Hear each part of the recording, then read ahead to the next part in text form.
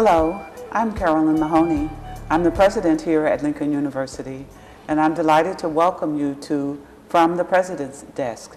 You will remember that this is the program where we take an opportunity to give you information about activities and updates at Lincoln University.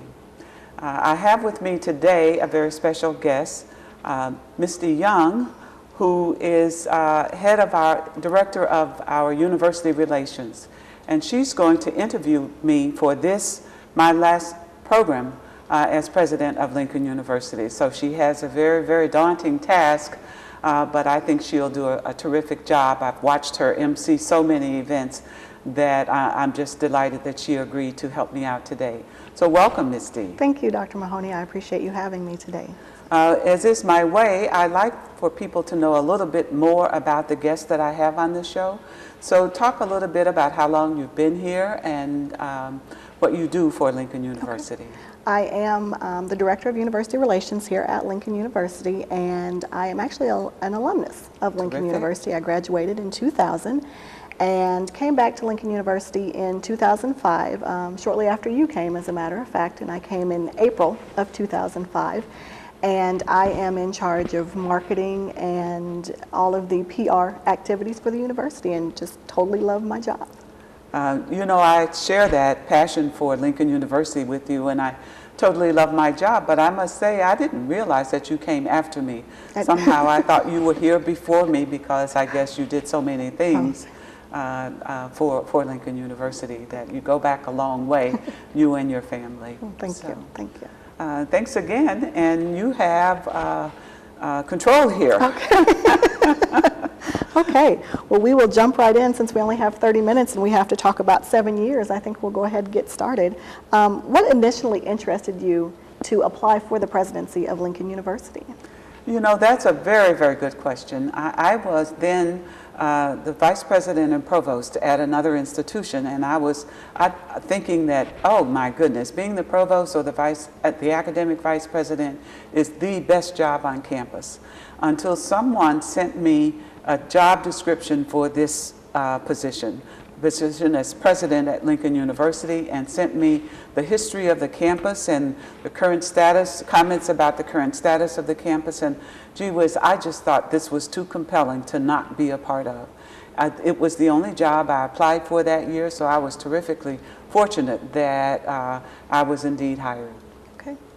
And you have been here for 7 years. You came in February of 2005, and so your list of accomplishments is quite extensive. What are some of your favorites, most proud moments that you have from here at the university? Now that's interesting. When I first arrived, I set about to begin to understand the culture and to listen very carefully to people. And we decided together that we would continue with a student focus for the campus, and I was delighted that people wanted to keep that open admissions student focus. And so I don't count that as an accomplishment, but it certainly is the backdrop for almost everything else, I would say.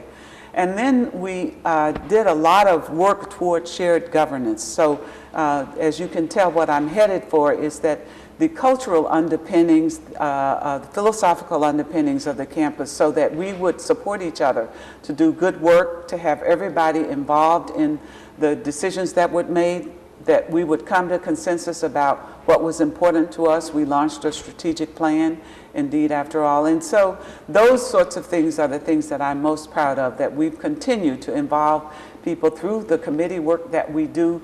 Is always a vertical slice of campus. It's broadly representative, and that we continue to move along together. And that sort of culture that we've created is what gives me great pride. And since you've been here, we've seen the academic offerings increase since 2005. What are some of the graduate and undergraduate programs that have come about since you've been president? You know, it has been a great opportunity for us to grow and respond to the needs of the nation, of the local area, and of the expressed interest of students who would like to come here. And so we've created programs along that trajectory because, of course, we don't have the luxury of putting programs that are not going to be viable or relevant or useful. The program I'm probably most proud of is the MS in Environmental Science. Even though it's recent, we have been leading up to that with our undergraduate major and other areas that are of interest to the nation, the world. It's very interesting to students. It's very green and therefore very relevant these days, and so I'm enjoying that very much. We've also added BSW, or Bachelor's in Social Work. I think that was long in coming, but also is a good addition to the campus. And then we've created some programs that are additions to some of our science, technology, engineering, and mathematics courses. So the so-called STEM disciplines that we've done through grant funding and been able to hire really world-class folks to add to the really excellent faculty that we have through that mechanism. So they're not necessarily full-blown programs, but they're tweaking and additions to existing programs so that they better serve folks and help students to aspire to STEM disciplines. And those are some of the things. As we go along, I'll probably think of others and we'll have to say, oh my goodness, I forgot. Sure. Well, they're definitely programs that are relevant to what's needed in the workforce today. How and why is it important that the university stay on top of the needs academically for what's going on in the workforce?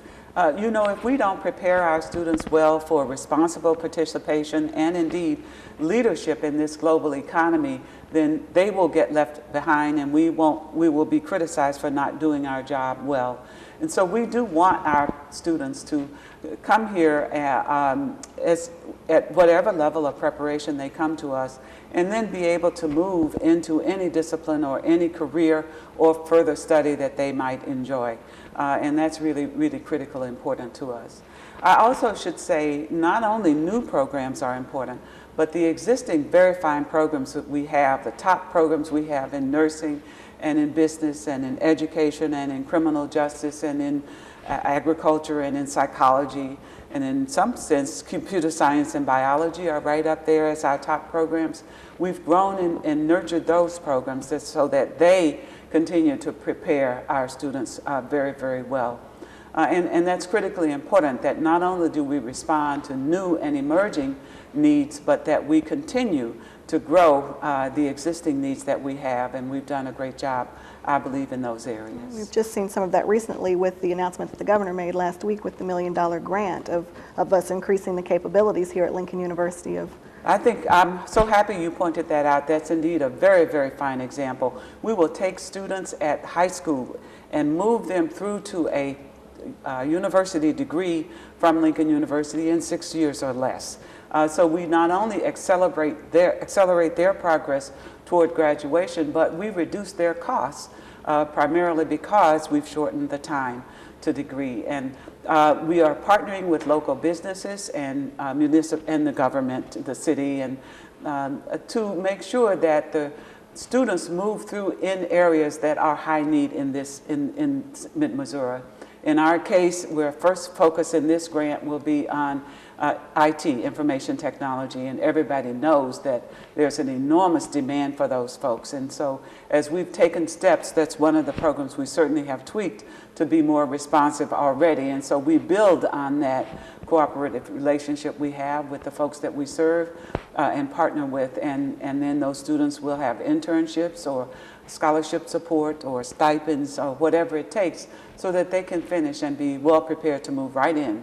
The feedback from those industries over the course of this project is, I think, critically important so that we prepare them so that their preparation isn't outdated as soon as they graduate. Sure. Grants such as that, and over the years we have seen the university seek and acquire millions of dollars in grants over the past 7 years. What programs have been able to benefit from the grants that we have received? You know, and I'll tell you, I have to preface that answer by saying that when I came here, Lincoln University didn't even have a sponsored programs office. And so all of the external public federal funds we received came through our USDA land grant, 1890 land grant mission supported programs. They were formula funds by and large, but some competitive as well. And I'm just very, very excited that and grateful that faculty really jumped at the opportunity to go out and garner grants and other resources through that avenue, that vehicle. I affectionately have dubbed myself a grants hound, and everyone, at least to my face, will call me that. I don't know what they call me otherwise, if they're brave enough to say a grants hound when I'm not looking, but I require them to say that when we're together. And they've produced, they've been awarded grants that have helped us to grow our physics program, for example, because of some of the research that we're doing requires physics folks, and now we have physics majors in greater numbers than we used to have. Programs, I think, also in psychology have improved.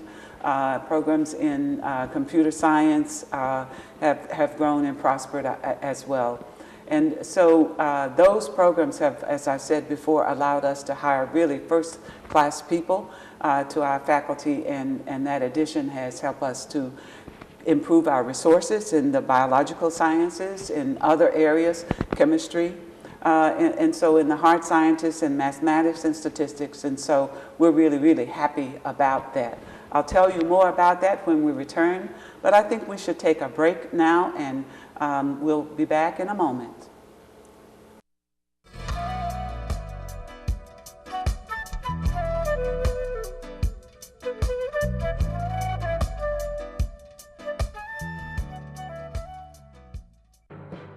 In the next 60 seconds, 12 people in our world will go blind. One of them a child. Hello, I'm Jimmy Carter. Experts predict in the next 15 years, the number of blind people could double to 75 million, yet 80% of blindness is preventable. Lions Clubs International has long been a champion of blindness prevention.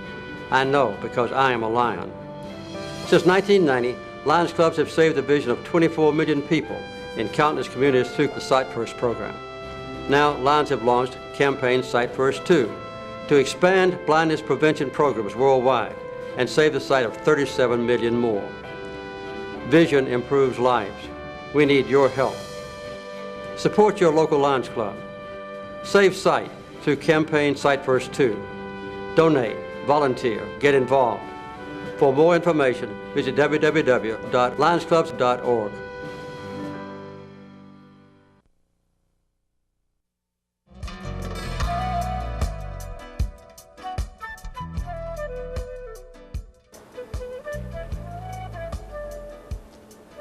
Well, hello again. I'm Carolyn Mahoney, president here at Lincoln University for at least a little bit longer, and I have as my guest today our Director of University Relations, and she's here to ask me some questions that I might answer about the accomplishments that we've enjoyed over the last 7.5 years since I came here in February of 2005.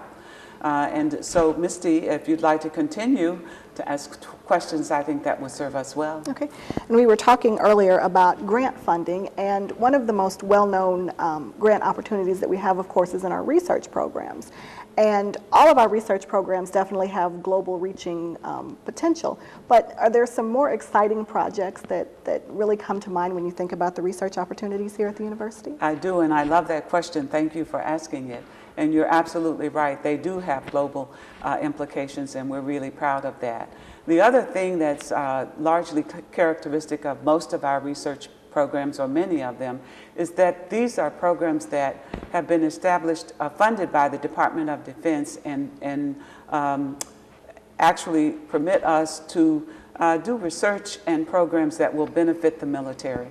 And we're really very proud of that, given our historic connection, having been founded by Civil War soldiers and their officers.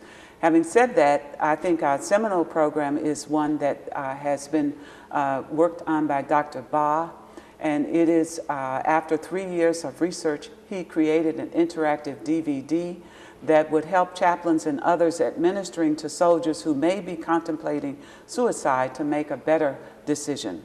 It is interactive, as I said, and they work through several vignettes, and it helps provide information to them in a friendly and non-threatening format. In fact, in 2009, during that 2-month, January and February month-long stand down, that the Army required all, both military and civilian related military folks to engage professional development in the presence of our DVD. They bought 14,000 copies of that, and I think that sort of cemented our reputation, but we were so pleased that we were able to help in this way.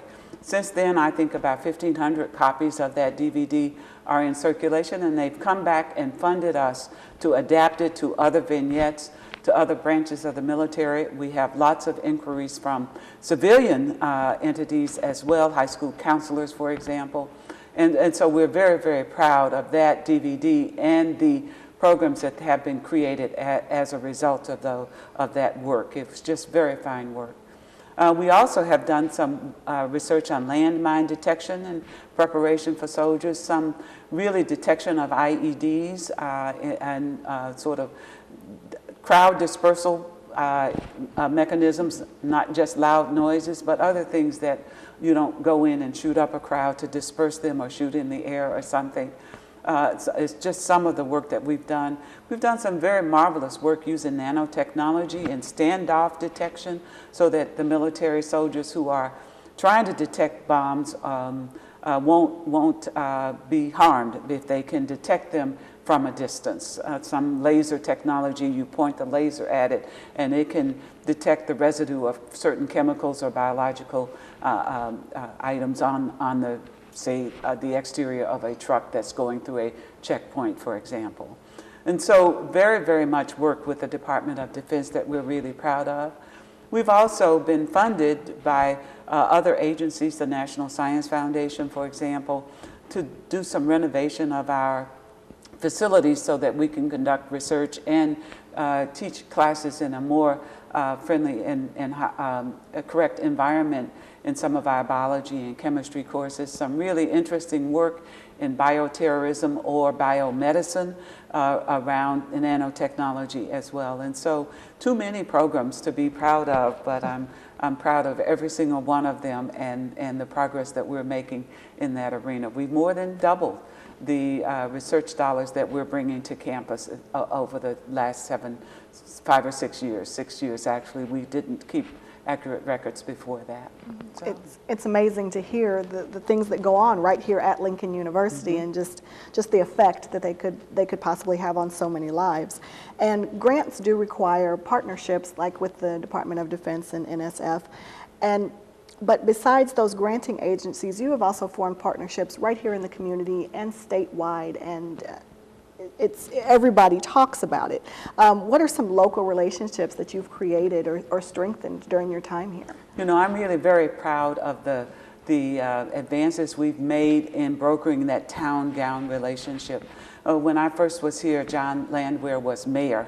And we had a great, marvelous partnership. We had sort of similar ideas about what that town-gown relationship should be, and we prospered. I think we partnered on numerous opportunities.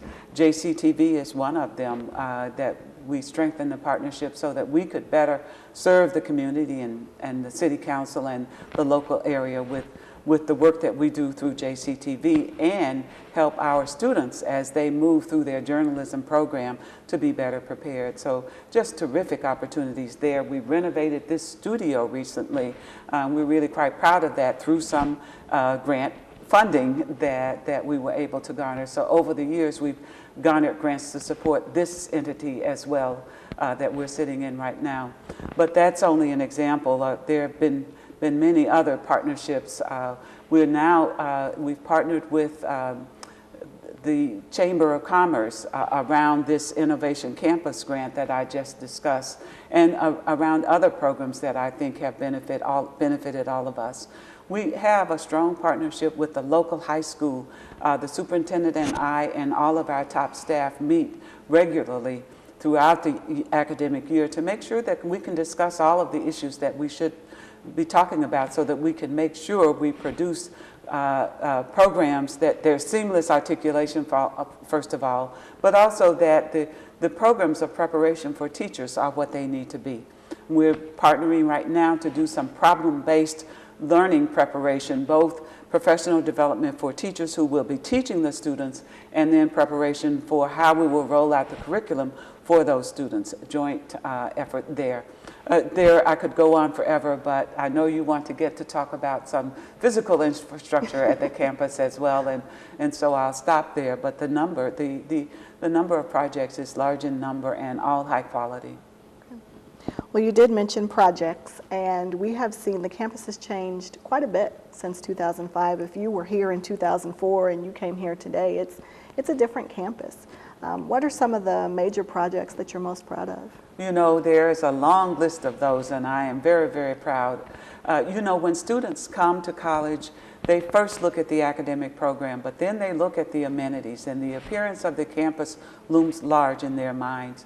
And so one of probably the first project that I'm most proud of is the building of the new residence hall, Sherman D. Scruggs Hall. It's a state-of-the-art, suite-style facility that students want and demand. The next thing that students look at is they want to stay fit, and so we are very, very happy that we both renovated Jason Gymnasium and created a fitness center. We've added certainly small fitness centers to some of the residence hall, but more recently we have with support, outside support, this is one of the huge partnerships with the Blue Tiger Quarterback Club in Jefferson City that supports the athletic program.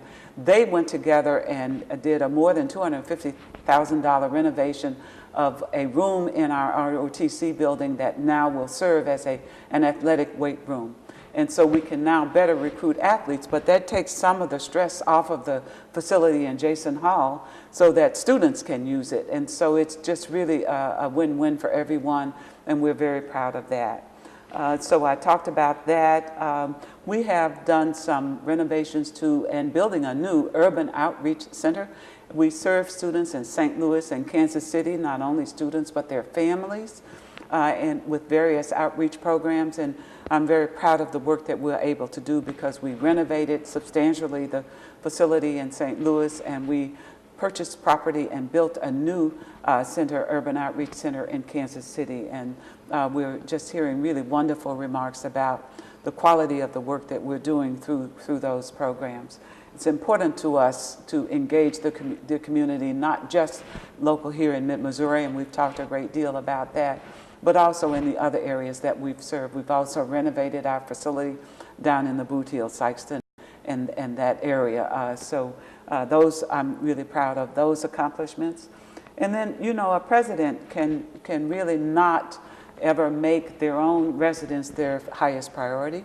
And so I was just delighted when Clyde Lear at Learfield Communications and several of the bankers who are alums of Lincoln University got together and came to me and said, we want to challenge your alums. Here is X amount of money that we'd like to donate to renovate 601 Jackson, the President's residence.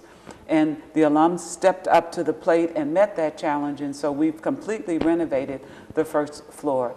I should preface that by saying the grants hound president that we have here at Lincoln University, early on in her tenure, went to the National Park Service, and they gave us a grant. We were awarded a grant after sufficient application to renovate the exterior. And so we finished the exterior, but we didn't, they considered the interior renovations to be cosmetic. And so the likelihood of public funding for that was slim to none, to speak in the vernacular. And so I was delighted when they came with this challenge, and so we've completed the renovation of the first floor. We've partially furnished it, and now we'll turn our attention with further fundraising to do the second floor and complete the decorations. I regret that I never lived there, but it's a facility that the campus will use as to entertain. We've already begun to entertain there, even without the complete complement of furniture, because you can put bistro tables in the living room and move to the den if you need to sit and relax. So that's really something we're proud of as well, that renovation and that partnership with the community. And then we have renovated the South Campus facilities so that we can host meetings. This is another example of how we want to reach out and serve the community. And that meeting space is already in high demand. Wonderful feedback on the quality that people have enjoyed there when they use it. And so those are some of the examples that come to mind as we think about things that I've been excited about. But there is quite a number of others that of course, we could mention. Okay. Well, we're going to have to wrap up here in a few minutes, but what will you miss most about being a part of this community?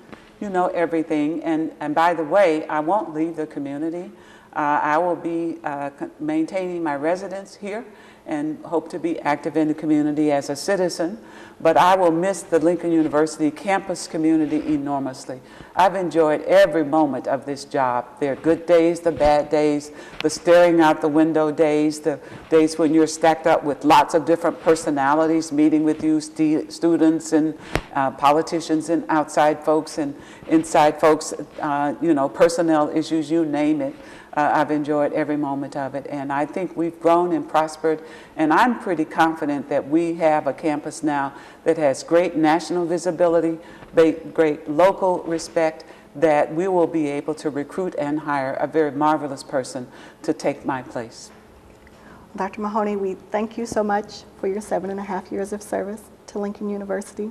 We will miss you, and from the President's desk, I'm Misty Young.